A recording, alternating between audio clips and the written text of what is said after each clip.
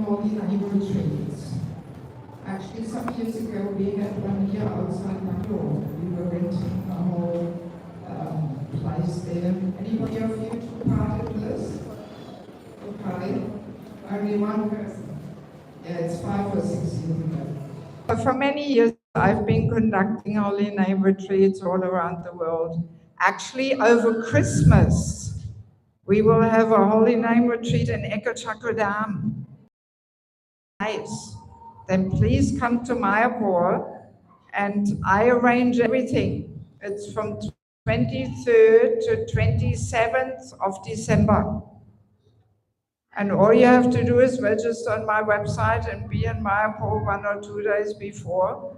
I arrange the bus to go there, accommodation, prasadam, everything. It's a very sweet experience.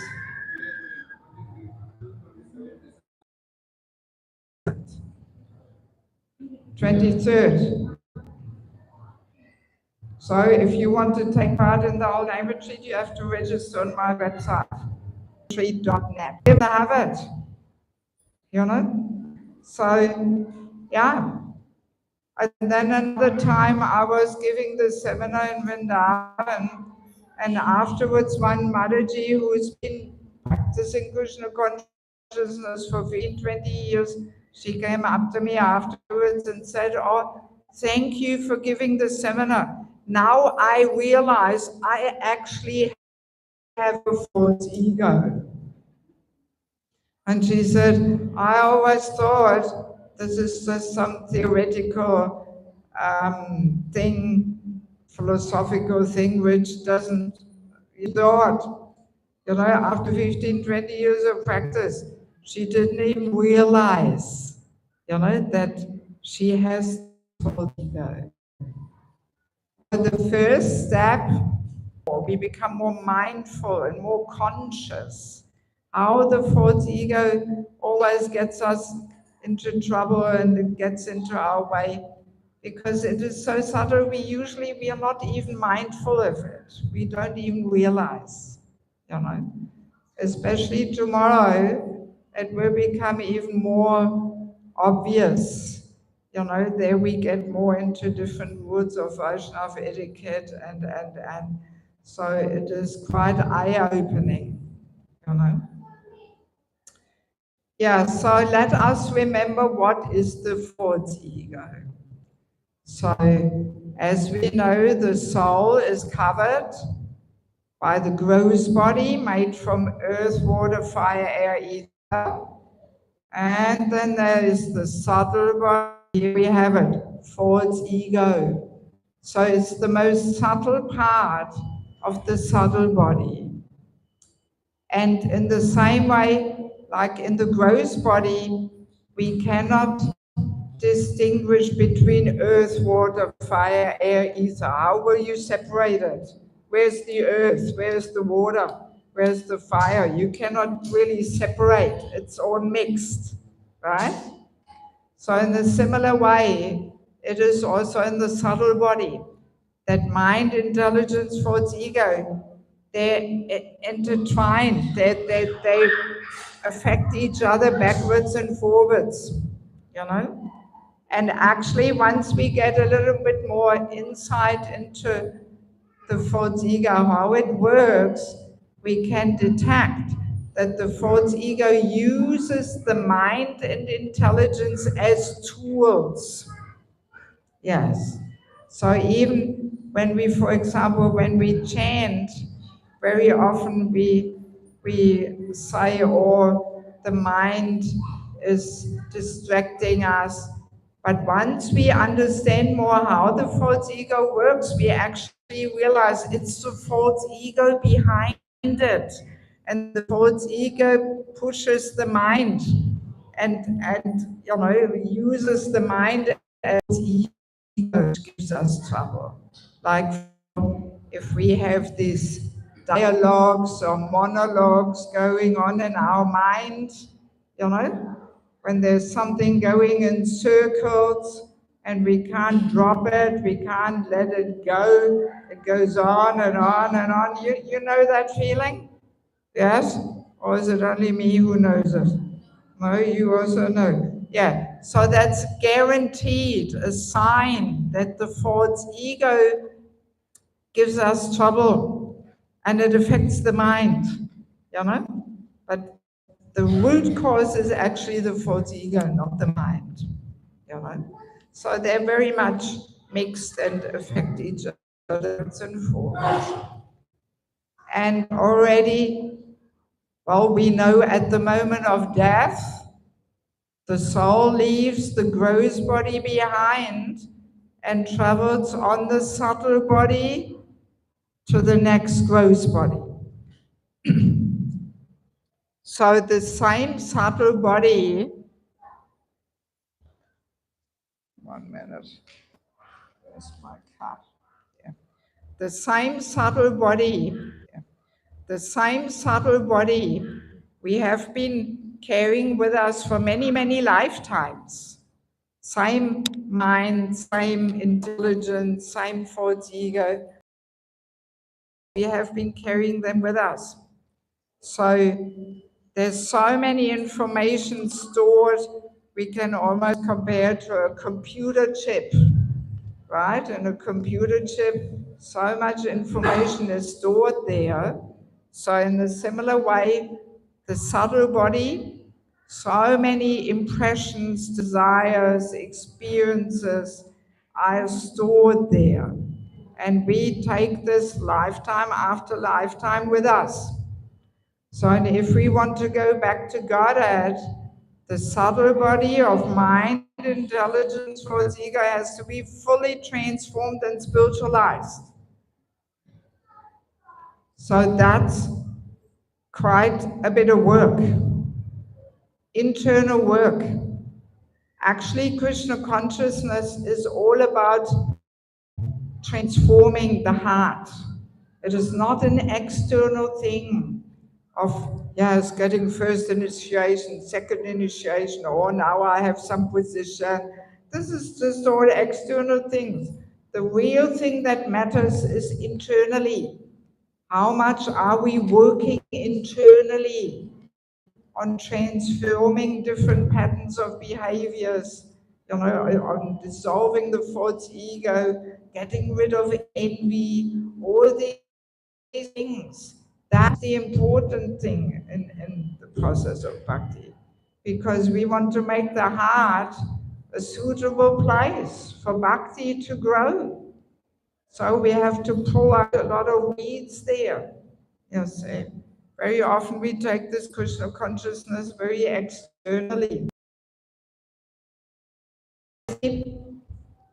False ego means that we think ourselves to be something which we are not, right? That's basically, in a nutshell, what the false ego does. Oh, please, everybody, switch off your mobile phone. I don't want to hear any more phones ringing, please. Yes, so we think ourselves to be something which we are not. So, and if there's a false ego, there also has to be a real ego, right? So what's the real ego? Who can tell me? Huh? Yes, but, yes, yes. Servant of Krishna, Jiva Svabhava Krishna Nityadas. That's our true identity. We are eternally servant, servant of the servant of the servant. That's our true identity. Everything else is just a temporary role, a temporary designation, right? And interestingly, false ego already starts harassing us at very young age. Already as a small child, when we are 1 year of age, false ego is already harassing us, right? I was once visiting one family, their daughter was about 1 year of age. She could not even talk yet, but she could walk. And while I was talking to the parents, she was bringing all her toys into the lounge room. And I didn't think it was such a special thing. But then the mother said to me, "Oh, she is showing off her toys because you are here." And I was thinking, oh my God, this is how early it starts. At 1 year of age, we want to show off, oh, my toys. And because my toys are so special, that's why I am so special, because they are my toys. And kids always argue over the toys. So the toys are like the first possessions, you know? Yes. So, and then when the child gradually grows up, there's more and more upadis, designations we accepting for engineering student, and of course, in German, Russian, whatever. And then we may get married. So now I'm husband, I'm wife, I'm father, I'm mother. And even when we join Krishna consciousness, it doesn't finish there. I'm brahmachari, I'm grihastha, I'm head pujari, I'm Sankirtan devotee, I'm a cook, I'm a bhakti rickshaw leader, and. So it goes on and on and on. So, and of course, we all have different roles we are playing, right? So in the family, we play certain roles. Then maybe at the temple, we have a very different role. Then in the office at work, we have another role. So we have all different roles we are playing, and we can compare them to hats or caps we are wearing.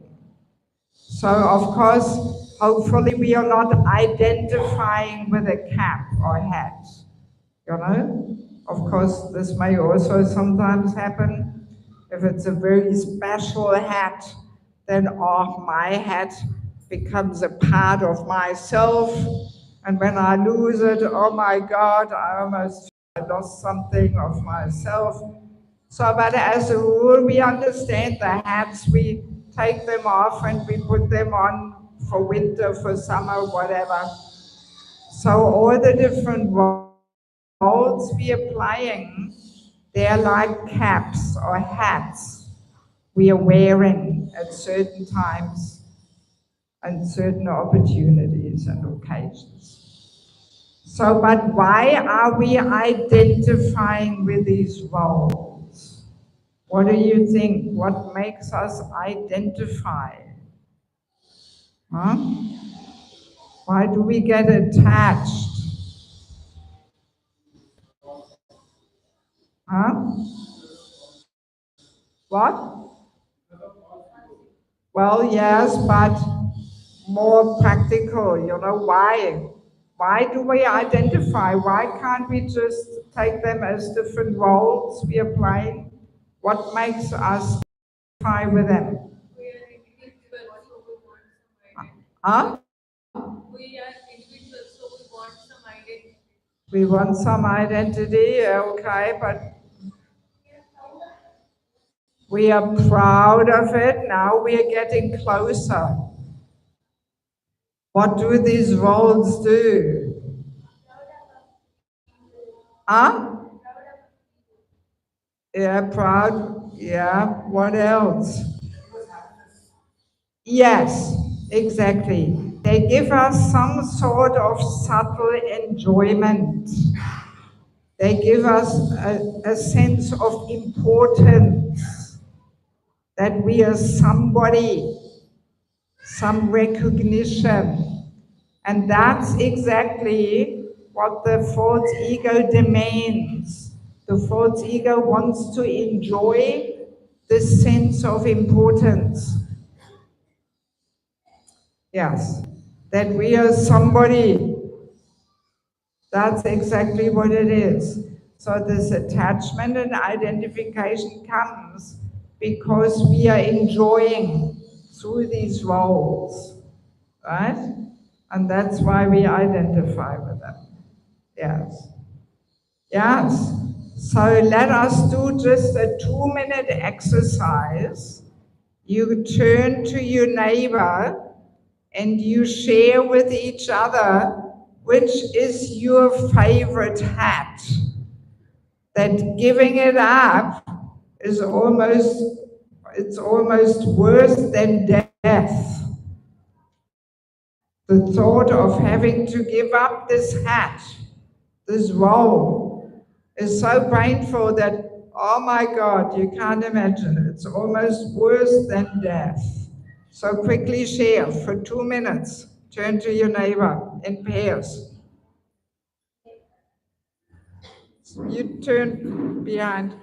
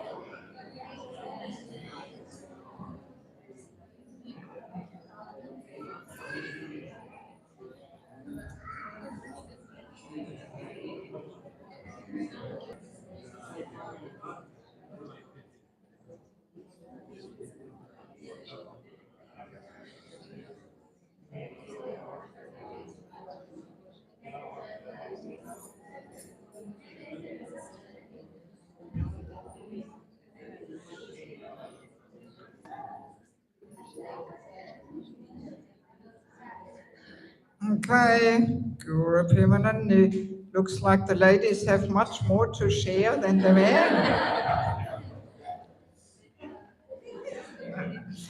Maybe with a man, the fourth ego is in the way of sharing, is it? Yes. Well, many people say the hat of I am mother. That's a big one, huh? Yes. Not sure if the I am the father hat is also a big one. But yeah, for women, very often the I am the mother's hat is a big one. And we can see, when the children are around 15, 16, then we have to take off the I am the mother's hat. And we have to put on the hat, I'm the friend. And this is often very difficult for the ladies, Even when the son is 45, she still gets on his case and corrects him and chastises him and just tries to control him, Yeah, that's how deep that I'm the mother's hat is, Because also mother is sacrificing more than the father. Yeah, she has to much more, sacrifice and serve 24/7, Yes. So that's why that attachment and identification is deeper, Yes. Yes. So now, of course, if we think ourselves to be something which we are not, this has to bring a lot anxiety along, right?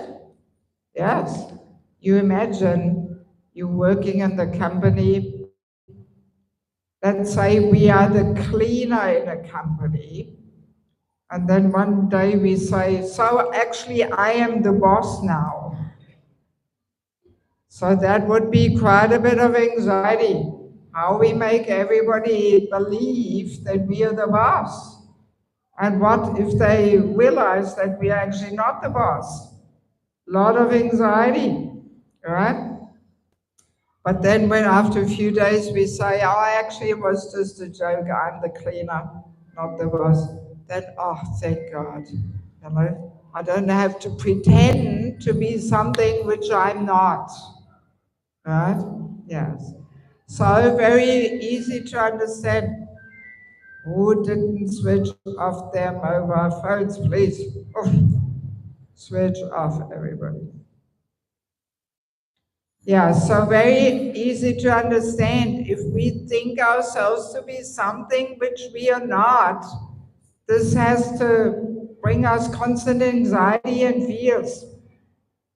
So as long as this false ego makes us identify with certain roles, we can never be peaceful. Yes. And as we gradually give up the false ego and identify with simply being servant and nothing else, then we become more and more peaceful and we lose our fears and anxieties. You know? Prabhupada also gives this nice analogy that he says life in the material world is like a nonsensical stage performance, like a crazy circus, a nonsensical stage performance. And that's exactly what it is. Each lifetime is like a performance on a stage. So one life, we are in an Indian woman's body, and we think, oh yes, I'm an Indian woman, I'm so busy, I have so many important things to do, and we are running, running, running, so busy, no time for anything else. And then death comes, curtain closes, show is over. Yes, it's all finished. And then next life, maybe man's body in Germany. So again, we really think, oh, I'm so important, I have so many important things to do. Busy, busy, busy. We are running around, through our life, like on a stage, playing our role there. And then again, death comes, finished, all finished. So then maybe next life as a dog in America, barking. Dogs also have dogs' mind, dogs' intelligence, dogs' false ego. Oh my God, yeah, dogs have big false egos. Yes, barking, biting, don't come in my property, this is mine, yes. So like that, lifetime after lifetime, like nonsensical stage performance. And it's the false ego which entangles us in this nonsensical circus there, crazy circus. Yes, so actually in 1858, Bhagavad Gita 1858, I didn't bring a Bhagavad Gita. Anybody? Oh, you've got it on the phone. I forgot to bring my verse book or my Bhagavad Gita. Can you look it up, 1858? There Krishna gives us two options. Oh yeah, there is one. But is it an English one? Okay, good. There Krishna gives us two options to act, two choices.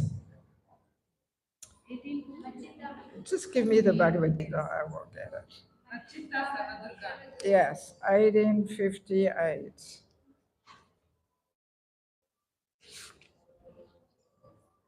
So listen to this. I'll just read the translation. So the thanksgiving is, if you become conscious of me, you will pass over all the obstacles of conditioned life by my grace. This is the option number one. So then option number two, if however you do not work in such consciousness but act through false ego, not hearing me, you will be lost. Yes. So let us go back to option number one.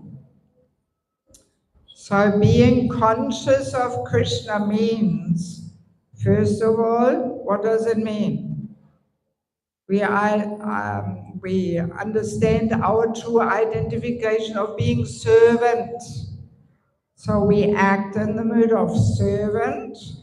And what else does it mean? It means we follow Krishna's instructions and recommendations, right? So if we act in that consciousness, then we will pass over all the obstacles of conditioned life by Krishna's grace. Yes. So that is quite amazing, actually. It actually means that being servant is always the solution to every problem. So that's a very practical thing we can keep at the back of our mind. That whenever we find ourselves in an unpleasant situation, we can always make these 2 steps back and we ask ourselves, what am I doing here? Am I actually humble servant? Or am I trying to control and enjoy it? Right? Yes. And then we realize being a humble servant always. Let us give an example. Imagine morning class, a senior devotee community, and we are on the post to give a class, the morning class. So then a traveling preacher visits who is more senior, and the temple president says, oh, maybe this visiting Prabhu should give the class. So if we are humble servant, this will not be an issue, then we can fine. All I want to do is serve. I can serve by hearing, by speaking, no problem. It's all the same to me. So then this will not be a challenging thing for us. But if we are in a different mood of trying to enjoy the fact that we give the class, then we will be very irritated and agitated. Oh, that I was scheduled, it's not fair, that's my only chance for the 3 months, when I can give the class. And this visiting preacher, he was not announced, he was not planned to come. And so then we get all angry and irritated, right? So, but behind it is that we want to, in a subtle way, enjoy the fact that we give the class. We are the enjoyer, we are not the servant, right? Or another example from everyday life in Iskcon, let's imagine we are the head pujari. And then the temple president comes one day to us and says, oh, Prabhu, we actually want to put somebody else in that position. So if we are humble servant, this will not be a challenge. Then we say, okay, fine, Prabhu, all I want to do is serve. And I thought I can serve by being the head pujari. But if you have different opinion, fine. You simply tell me how else I can serve. Will be no problem, right? But if we to enjoy that position and that recognition of having this title of being the head pujari, then we will not like it. We will not like to be removed from a position.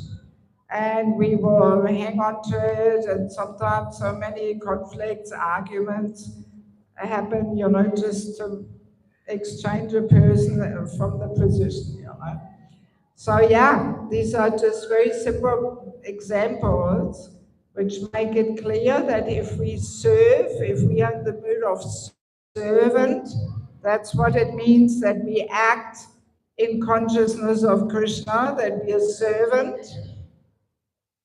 It offers the perfect solution for every problem. Very practical, So then, second option, if, however, you do not work in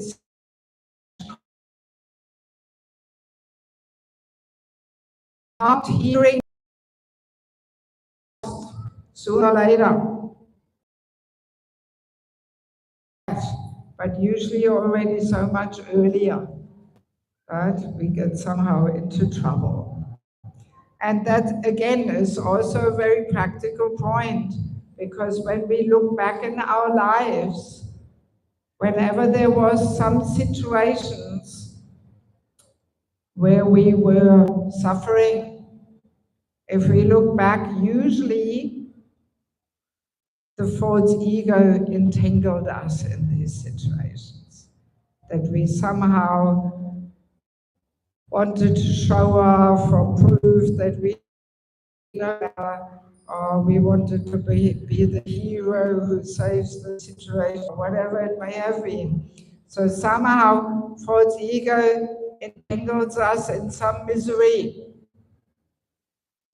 And at that moment we may not be able to see it, but then later on, looking back, we realize, oh yeah, it was my own fault, you know. If we are a little honest and introspective, we can recognize. Regards to faulty, that we learn to act in Krishna, in consciousness of Krishna, then we will master all the different challenges in material life. Actually, we have this nice analogy also, where it's impossible to get out.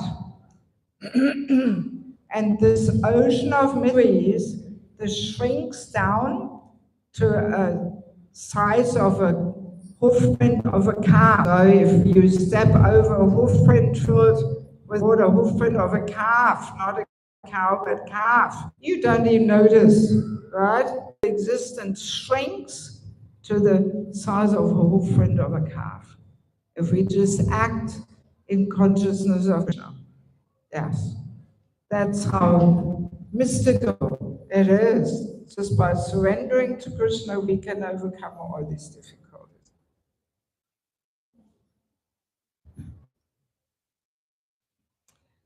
But this verse actually also gives us another important instruction. That actually there is two motivating forces in life. There is the false ego motivating force.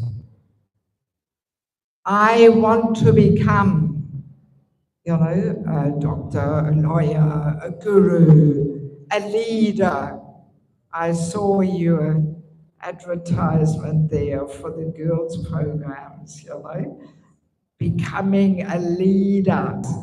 There's two motivating for certain designations. I want to become a guru, a sannyasi, a world famous yes.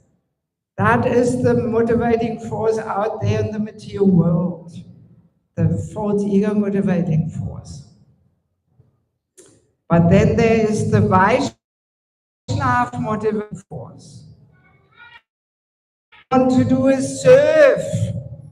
Yes, all I want to do is serve. I want to sacrifice myself in service. That's the Vaishnava motivating force. And then service, different service opportunities come towards us.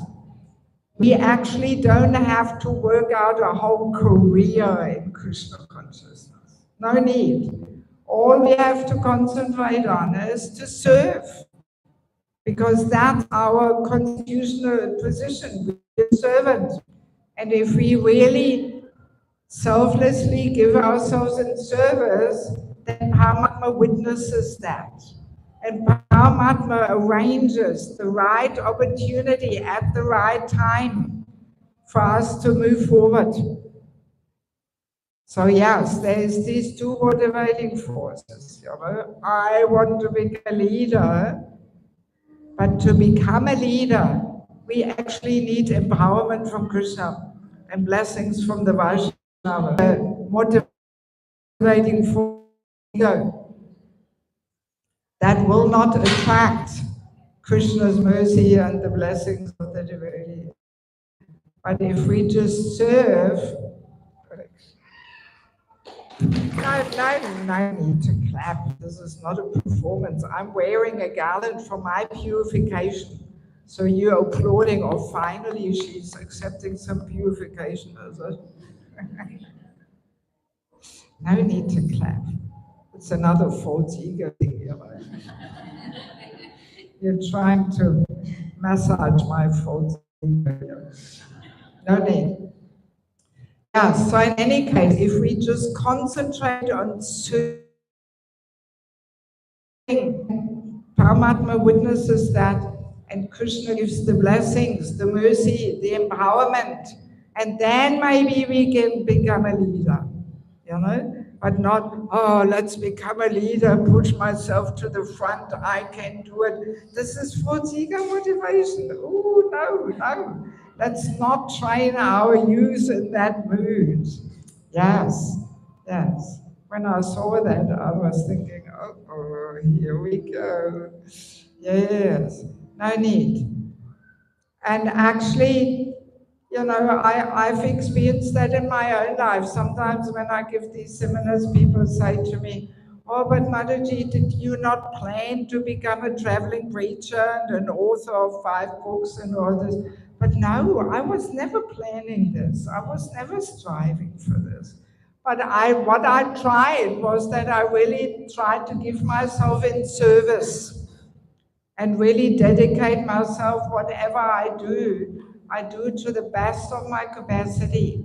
So in that service mood, that attracts more service and the blessings and the mercy of the Vaishnavas and Guru and Krishna, but not this ambitiousness. That's the false ego. Yes, because the false ego contaminates.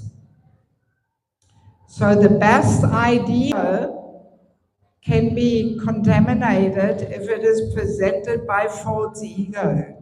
I know better, everybody should listen to me. I know, then it contaminates the best idea.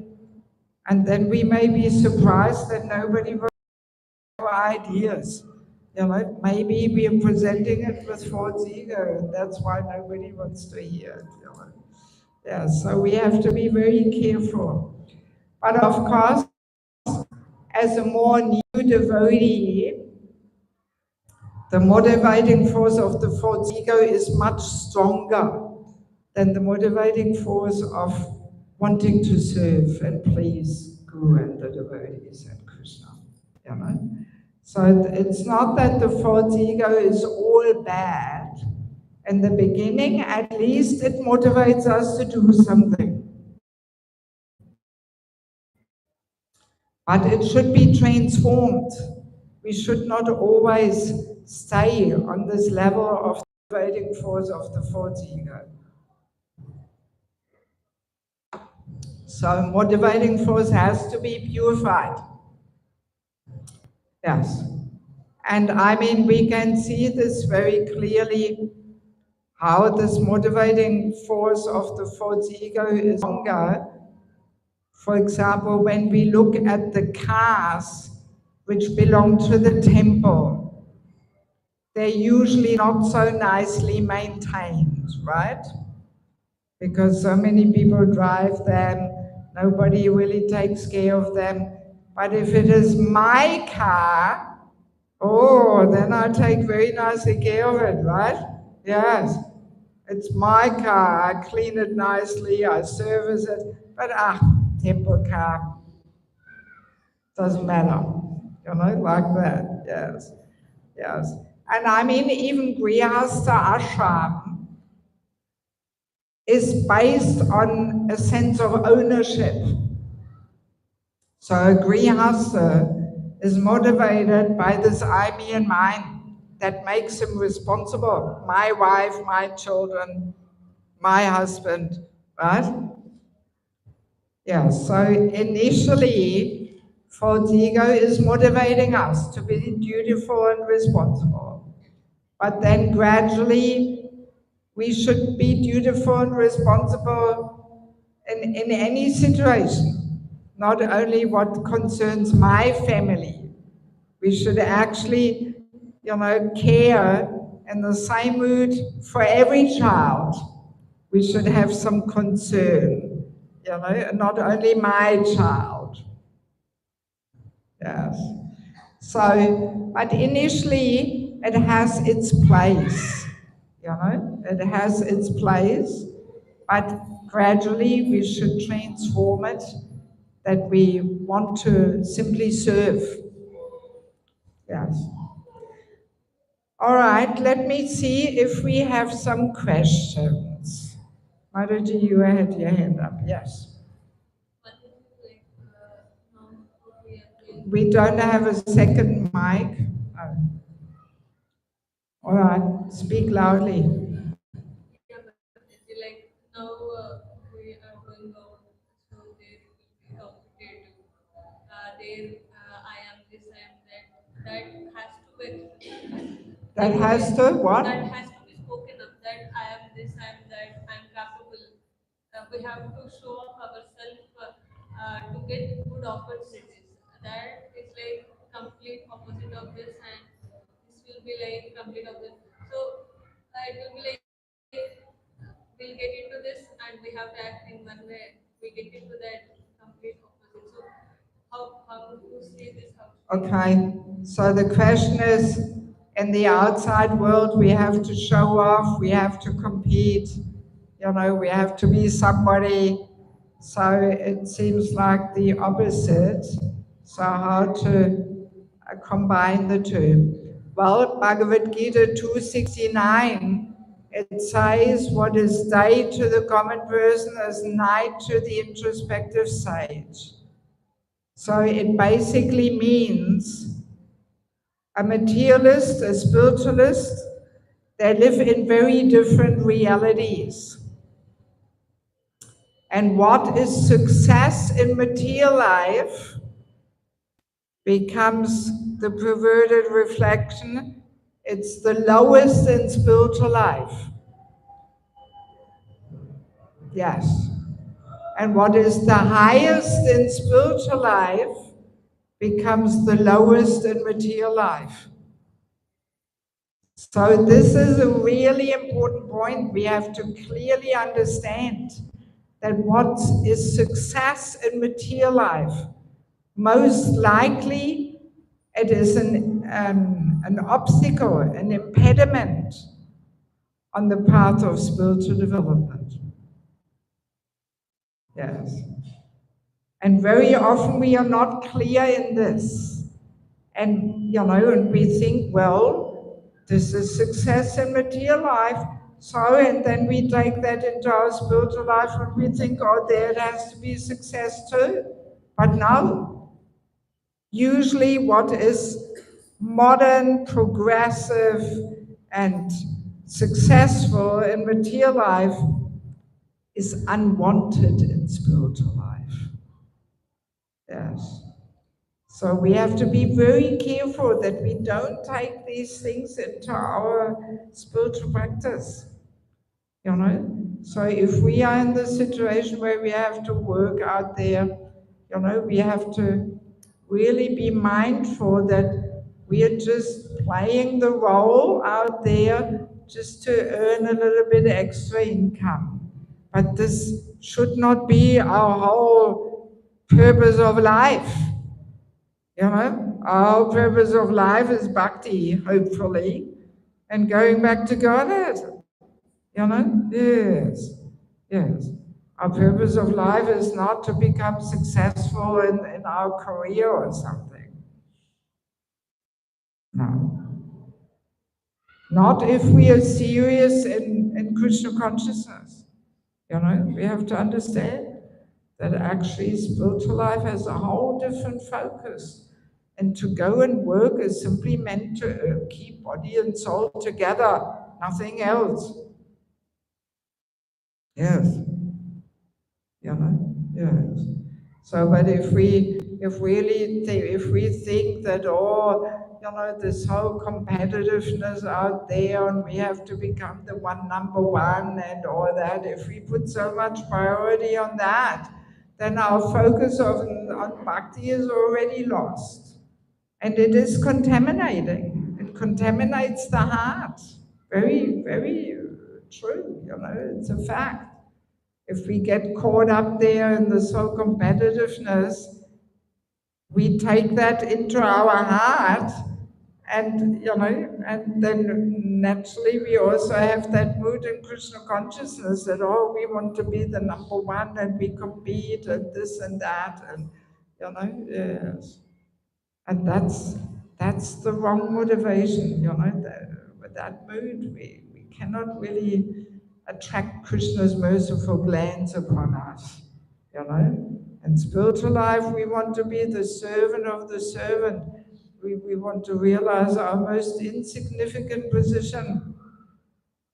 In fact, in the spiritual world, like the gopis, the manjaris, they have more joy, more bliss pushing the others forward, not themselves.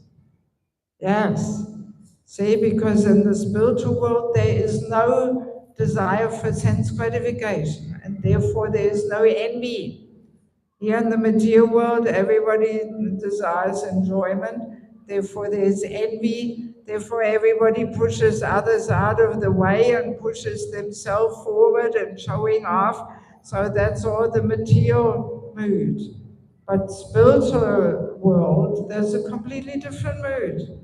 There's no desire for sense enjoyment, there's no envy. Everybody wants to push the others forward.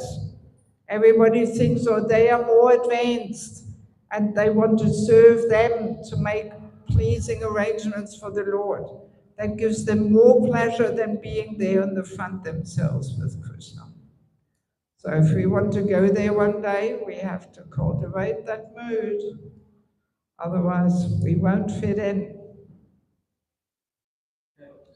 Yes, Prabhu. When we are working, we are fully devoted in that work, completely immersed in the work, without being thinking, I want to be supremacy or not to dominate, not to get a supremacy or domination, just to do the work more effectively. This is the part of spiritual way of living. It can be a work, any job, or it can be even a cooking. Well, I mean, our work has to be balanced with other devotional activities, with our sadhana, with Shravanam, Kirtanam, associating with devotees, serving devotees in cooperation. If we just work, then we have no time and energy for the devotional activities. So, our working life has to be balanced with our spiritual needs and spiritual activities. So if we are only immersed in working, then probably we feel we have no time and also maybe no interest, no taste for hearing and chanting and spending time with the devotees, discussing different aspects of devotional life. So it has to be balanced. Has to be balanced. And to find that balance, we need a mentor, a counselor. By ourselves, very easily, we don't recognize that our spiritual life may be imbalanced. And then we don't get a taste for spiritual activities, for chanting, for reading Prabhupada's books, Yeah, so we have to balance our life. Very important. Yes, Guru. While serving, how can I appreciate that I'm not driven by false ego and I'm driven by the serving? While serving, how can I keep a check?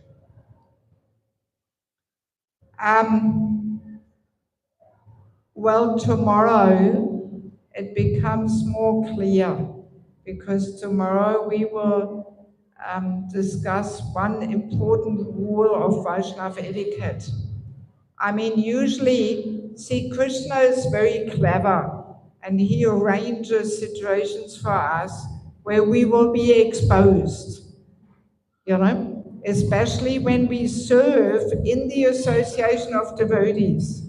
That's why serving in association of devotees under senior guidance is so purifying, because we will find there will be situations where the false ego is rebelling, you know, and where the false ego is agitated and provoked. So we come across different situations where it becomes clear, you know, if we can't do things that how we want to do it, you know, we don't want to give in and cooperate with others, you know. So that means false ego is driving us. So, and tomorrow it will become more clear. There's one really important rule of Vaishnava etiquette, which we usually don't know even here in India. We are not aware of it. And we almost, disregard it every day. Yes. So we'll leave that to tomorrow. If you want to know about it, you have to come back tomorrow.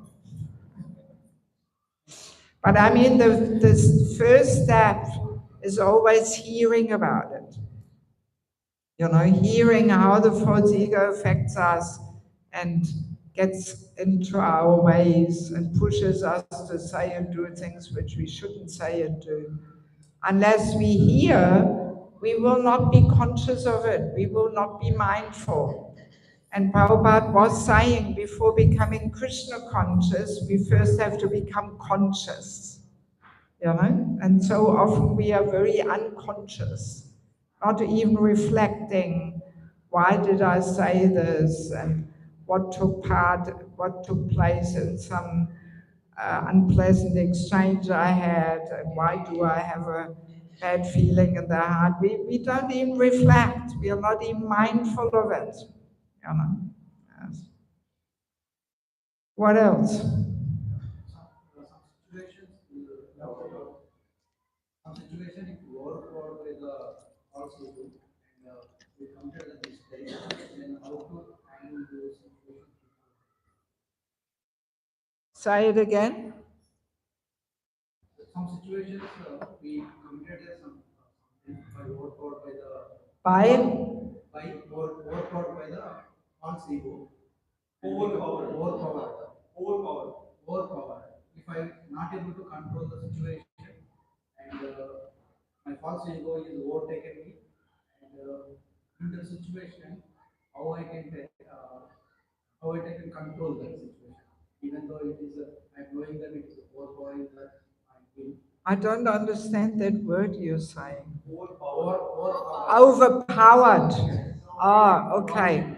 So you were overpowered by the false ego. Yes. How to control back? Control back. How to control back. Well, maybe at this point I can give you 5 steps, which I actually wanted to discuss tomorrow, but all right, since the question comes out. So there is 5 steps which always, they're always relevant in any kind of situation where we want to transform certain patterns of behaviors. Doesn't matter whether it's false ego or envy or lust or whatever. So step number 1 is hearing. We have to hear how the false ego affects us and how it is pushing us to do and say things which we shouldn't do and say and. So then the second step is, after hearing, hopefully we have a strong desire to kick this out of our life. That we realize, okay, if I want to go back to Godhead, I have to give up this false ego somehow. I have to dissolve it and subdue it. There has to be a strong desire. So, and then step number 3 is, we have to be introspective and honest. Always looking in our heart. Why am I doing this? Why am I saying this? And what took place? And. It has to become almost like our second nature, that we are always reflecting and we are conscious of our activities, of our words we say, what effect we have on others, how we communicate. We have to be conscious and not just acting, without reflecting, without introspection and being honest, we actually cannot make progress, because the contaminated intelligence will always find some justifications and reasons why I was right and. So without this introspection and honesty, we can't move forward. We can't. And at that point, again, we may need a mentor, a counselor, who has no other interest except our spiritual development, who is our dear, most well-wishing friend, who we want to be corrected by. So if we have such a person in our life, then that person can tell us, hey, just relax, you overreacted a bit, just cool down, but sometimes, especially when we are so-called senior, there's nobody there who can tell us anything, who can correct us. We are so senior that nobody dares to say anything.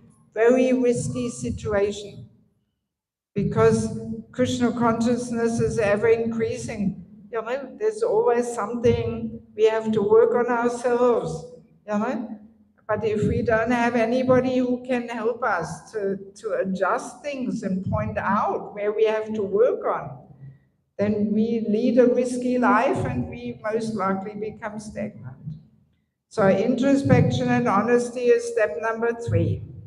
Then step number 4, we catch ourselves doing the wrong thing, right? We catch ourselves doing the wrong thing. Even though we did the wrong thing, but at least afterwards we realize, oh no, here we go again. I shouldn't have said that. I shouldn't have done it. I was overpowered by my false ego here, reacting in an aggressive way or whatever. So we catch ourselves doing the wrong thing. That's already progress, because probably, some weeks before, we also did the wrong thing, but we thought it was the right thing, So now at least we realize that this was not good. So now my question to you, what is the 5th step? What do we do after catching ourselves doing the wrong thing?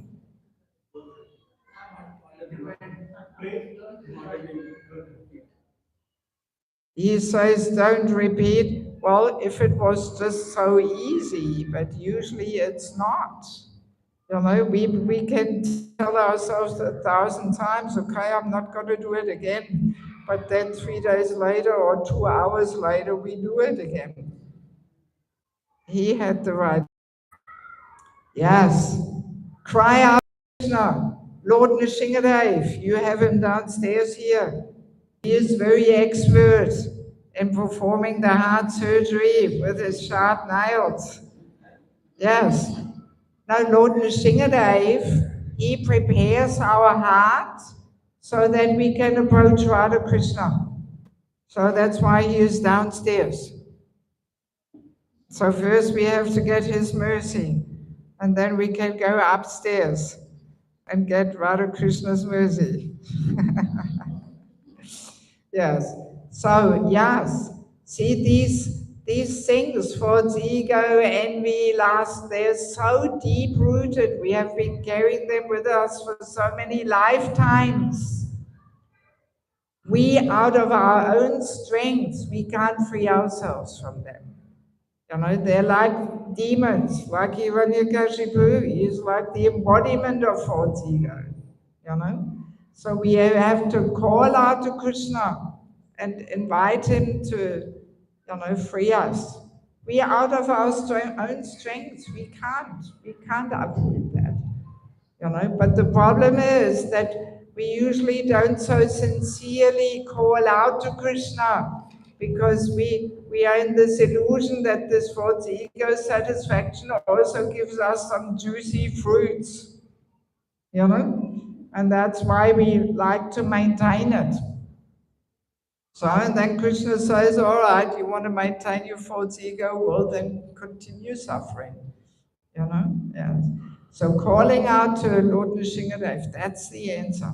See, and if we do these last 3 steps of being introspective and honest, catching ourselves doing the wrong thing, crying out to Krishna, being introspective and honest, catching ourselves doing the wrong thing, crying out to Krishna, if we do these steps again and again and again, always be working on ourselves with these 3 steps, then sooner or later we come to the 6th step. We catch ourselves doing the right thing. Sooner or later, some daily situation will come towards us where we realize, oh, a few weeks before I would have reacted differently. I would have, you know, defended, or I would have said something nasty or whatever. But now I could just let it go by. I didn't have to respond. I could stay cool. My false ego was not agitated, you know. So then we realize, yes, if we do this internal work, Krishna actually helps, and gradually, step by step, we can transform our patterns of behaviors. But ultimately, only if we sincerely cry out to Krishna. Yes, it's a lot of internal work, but I do it myself, and I can confirm that it works. But it's a lot of internal work every day. And family life is the perfect situation where we can do this internal work. You know? There's so many provocative situations within family, with the kids, with the wife, with the husband, with the parents-in-law, you know? So many things where our false ego gets irritated and we somehow react and we argue. I mean, married life can be a whole battlefield of false egos. Who is right, who is wrong? Just see, I told you, didn't I? Why didn't you do like I said? And you know, all these stupid little arguments that go on in married life. What is it? False ego battle, nothing else. Yes. So that's why this married life is so purifying, really. But only if we use it as an opportunity to let go of the false ego, you know, not feed and boost the false ego. I'm the boss, you have to do as I say. So then we will not make much advancement. You know. It's 9 o'clock. I do want to quickly bring your attention to these books which I published, because one of them even has exactly the same title like our seminar today, right?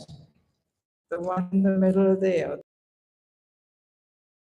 Troublemaker. So the book is so much more than what I can present today. There's so many interesting points in it. Very practical, very relevant. My English is also easy to understand because it's also a foreign language for me, you know. My mother tongue is German. But meanwhile, I can express myself better in English than in German because I don't spend much time in Germany. Yeah, so there's a lot of interesting things in it. Plus, there's a whole chapter on chanting the holy name.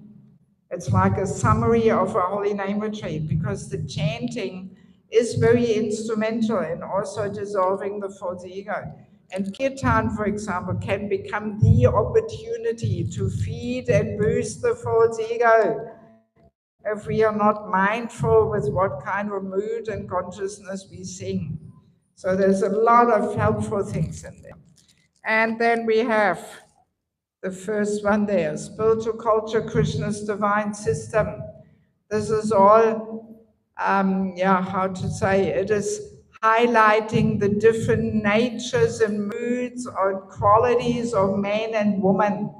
That man and woman, they are not equal. The equality is there on the level of the soul. But on the level of the body, they're very, very different because they're meant to play different roles. Yes. And yeah, when you read this book, it's quite mind-blowing to discover how this man-woman equality propaganda actually puts the whole human society upside down.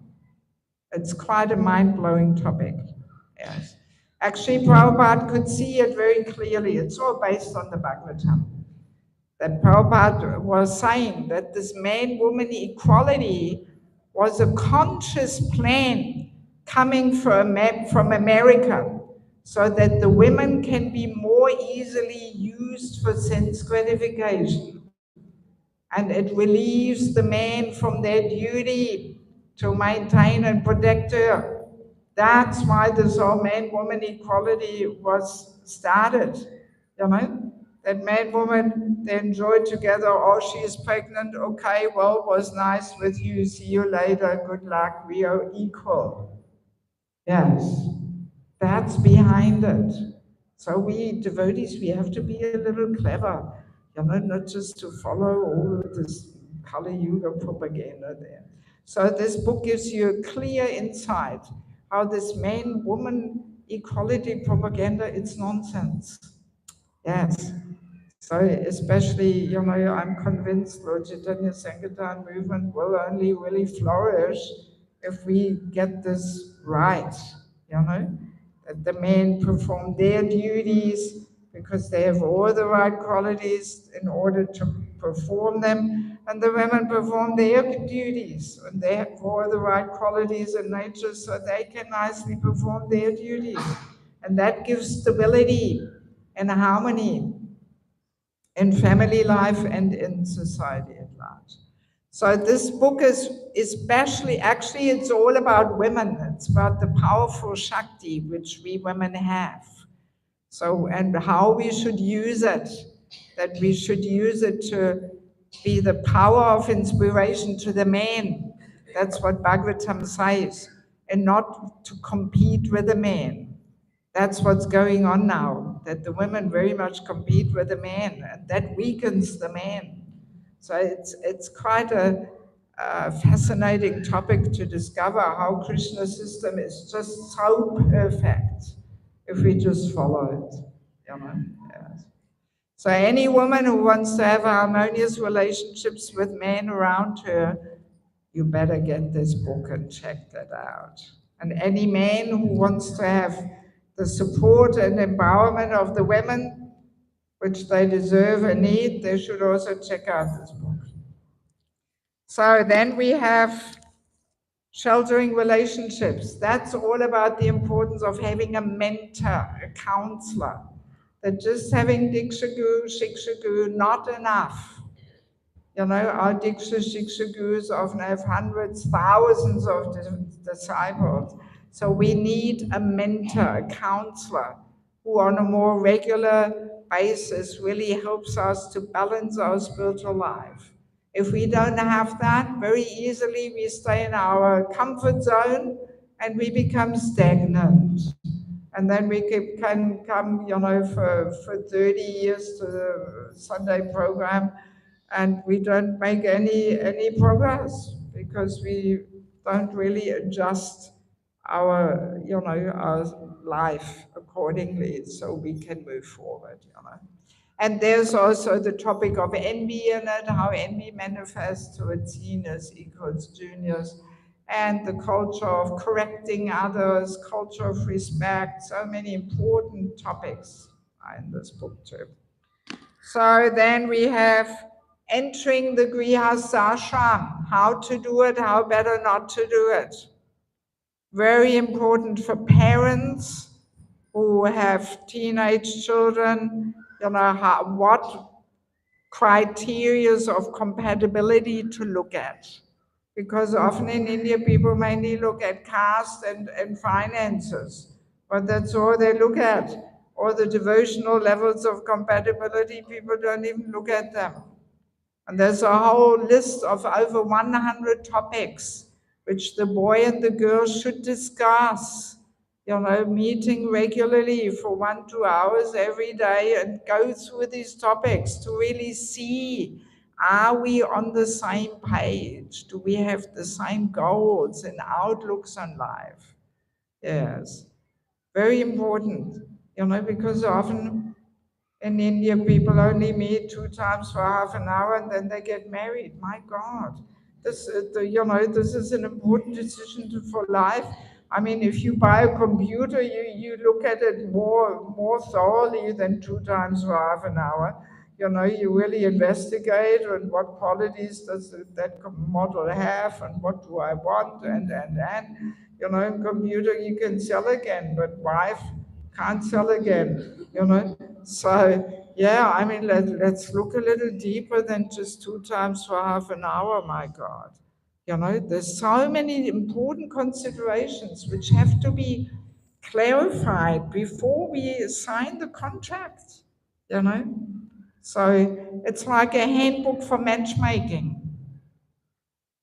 Yes, in Europe, I've served as a matchmaker myself, and I use the system, so it's tested. It works.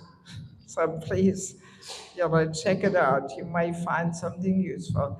So it's mainly for parents to help their children, or for Bhakti Vriksha leaders or mentors, but also for young people who are not married yet. They also should read it.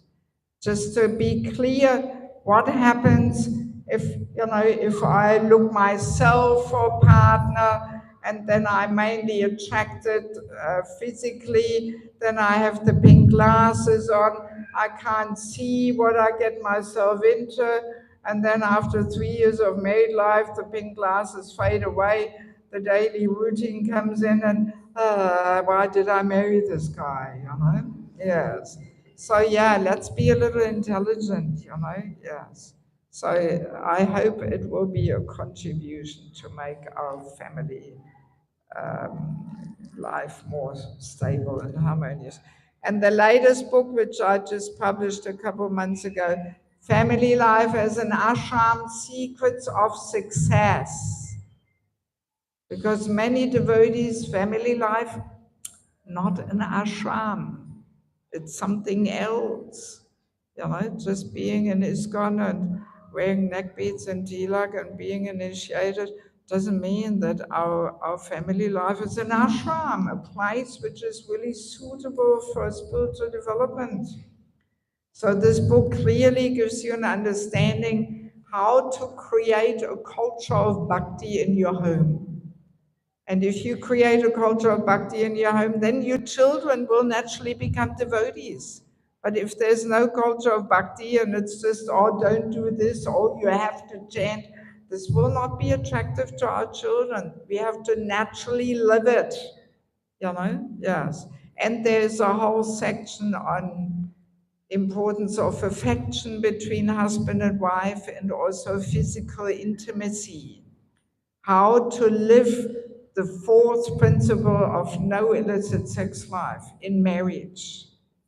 There's a lot of confusion over this, and nobody talks about it, right?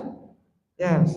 So I was so bold, I talking about this quite in detail from all different angles, and I've sent it to different Diksha gurus just to make sure my presentation is balanced. So I hope this will give some insights into this topic. Yes. Yeah, so if anybody of you wants some books, then let me tell you the price. These 3, False Ego, Entering Grihas Ashram, and Family Life as an Ashram, they're 350 rupees each. Not euros or dollars, just rupees. Special price for India. And these 2 are 300 each. So if you want to get some books, let me know. You can pay cash or you can pay with any kind of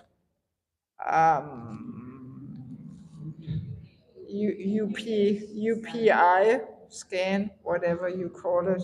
See, I live without a mobile phone. I don't even know these things, you know. Yeah, so you can pay with your phone or you can pay cash. Okay, so let us conclude for today, and tomorrow, same time, same place, we continue. So please come back. Shila Prabhupada ki, Samaveda Bhaktivinoda ki, Gaura Premanandi. Hari Hari. Yes, actually, I forgot to mention in the beginning how happy I am that I have an opportunity to visit you here again. I think it must be at least 5 years ago that I came last time, maybe even 6 years ago. So I'm very honored that I have the opportunity to try and serve you all here. Thank you.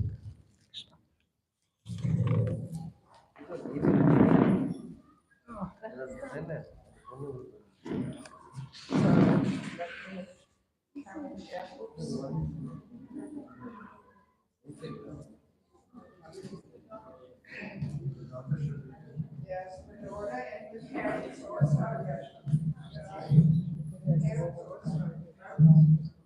Actually, in one sense, this one sets the foundation to that one. Because that's all about the man, woman, anxious dynamics. Then it becomes even more clear what kind of husband or wife you should be. So this kind of sets the foundation. So that's 350, 360, 700, and 300,000. Yes, but then one thing,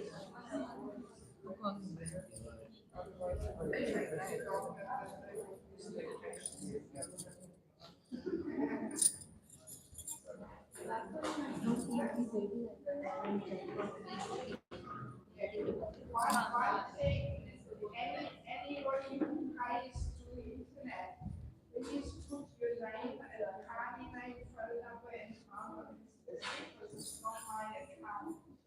And I have to identify the payments.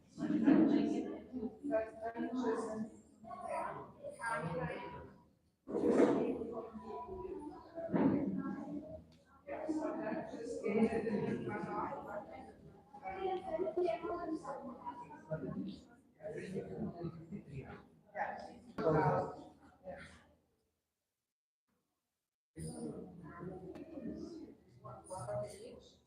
That's 1,600. But please don't forget to use your all books in my room.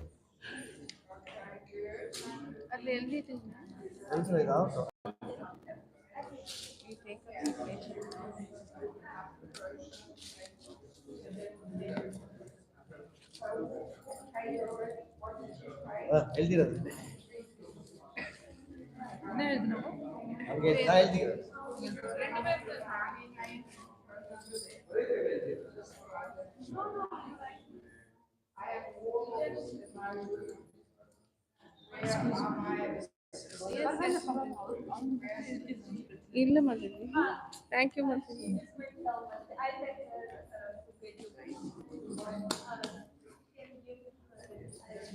all Is there anybody who didn't get the book yet because they wanted? Shall we get more books? No, today.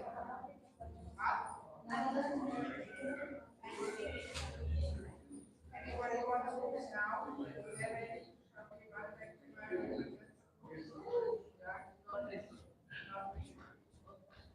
Yes. Okay. 2000.